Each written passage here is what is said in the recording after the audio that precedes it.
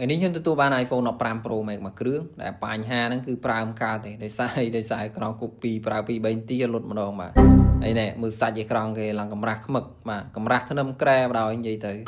ấy bởi như bị rương sạch frame bên này còn tới thì nên đại lừa cô như tới đó 15 Pro Max cái ngày này tại prime cao thế mà chẳng tu sam ní cứ bong pro con ở đó thì rang không bạn men ở pi rang ấy nè bà ấy cọp nhà mà đó cứ pi kêu miền tu sam 12 Pro Max muối 15 Pro Max muối ấy 15 Pro Max còn đôi con copyនៅស្រុកគេប្រើមកាទេនិយាយទៅជាងស្រុកគេធ្វើបានតែយន្តហោះមែនបាទក្រៅពីយន្តហោះទៅខ្ញុំឲ្យស្ពៃទៅមកបាទបើថាធ្វើទូរស័ព្ទធ្វើមិនកើតមែនបាទធ្វើអត់ស្អាតទឹកដៃអស់ណាបាទចាញ់ជាងស្រុកខ្មែរដាច់បាទបាទនិយាយលេងទៅបាទអញ្ចឹងទូរស័ព្ទនេះគឺយកមកឲ្យខ្ញុំគឺខ្ញុំធ្វើការផ្លាស់ប្ដូរតួផ្លាស់ប្ដូរក្រងស៊ីនមកសំណុំតែម្ដងបាទយើងចំណាយទូរស័ព្ទមួយដើម្បីលើកតាមម៉ាស៊ីនរបស់គាត់មកដាក់ចូលអាតួរបស់យើងផ្លុក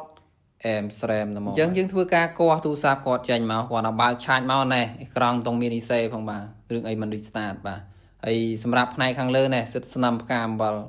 បើសិនជាយកទៅស្លបានមួយឆ្នាំដល់កហ្មងបាទហើយបងប្រុសគាត់បញ្ជាក់បន្ថែមទៀតបាទគាត់ថាកុំភ្លេចធ្វើវីដេអូគាត់មើលផងបាទព្រោះដោយសារអីដោយសារវីដេអូមើលម្ដងនិយាយថាសោចទម្រង់បែបអភិជនដោយសារអីដោយសារសោចកំ pl ែងនេះគឺកំ pl ែងរបៀប technology បាទយើងធ្វើទូរស័ព្ទបដាយើងសោចបដាបាទអញ្ចឹងយើងក៏ធ្វើវីដេអូចែកជូនគាត់មើលទៅបាទយើងមើលទាំងអស់គ្នាទៅបាទអញ្ចឹងគាត់ណាបើកឆាចមកណែផ្កាអំបិលមកតង់ទៀតបាទនេះបងនិយាយទៅស្គឹសពេញហ្នឹងមកដល់បាទហើយទៅសើទូរស័ព្ទហ្នឹងនៅដើរទៀតបាទអត់អីបាទវាចូលភាគច្រើនគឺចូលទៅលើអាផ្នែក accessory របស់វានឹងត្មងបាទមានសំណុំជើងសាកមានអីគឺចូលខ្លាំងបណ្ដោយបាទនេះបងប្អូនមើលជាក់ស្ដែងទៅឃើញថា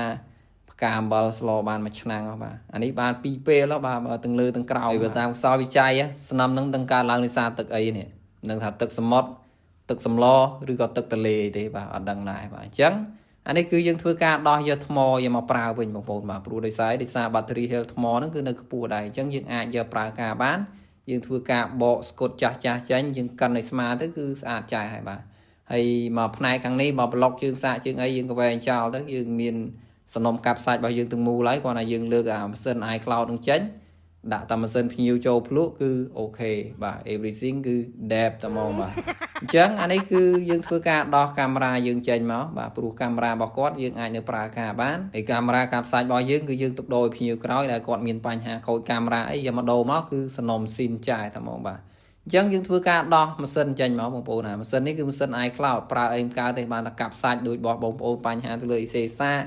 បញ្ហាបាក់បតបាក់អីយើងយកម៉ាស៊ីននឹងយកទៅកាប់សាច់បានទៀតបាទអញ្ចឹងយើងធ្វើការរុះរើយកតា LiDAR sensor មកទេបាទយកតាដាក់មកលើតាតួថ្មីទៅបានហើយបាទអញ្ចឹងយើងធ្វើការសម្អាតម៉ាស៊ីនគាត់ឲ្យស្អាតមកដើម្បី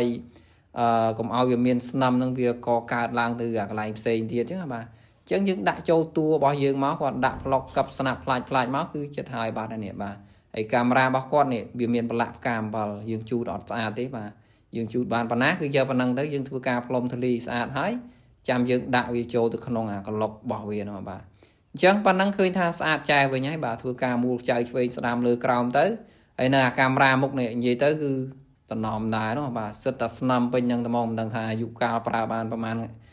ខែទៀតទេបាទអញ្ចឹងបច្ចុប្បន្នហ្នឹងគឺវានៅចេញតែមិនដឹងថាថ្ងៃអនាគតមិនដឹងថាយ៉ាងម៉េចទេទូរស័ព្ទនេះបាទអញ្ចឹងយើងធ្វើការបើកគ្រឿងដើម្បីទៅតេស្តអាថ្ម iCloud ខ្ញុំចង់ដឹងថាវានឹងសល់ប្រហែលភាគរយអញ្ចឹងបាទ battery health របស់វាគាត់ណាបើកឆាចមកនឹងសល់ខ្ពស់ដែរនោះបាទសល់ 92% បាទអញ្ចឹង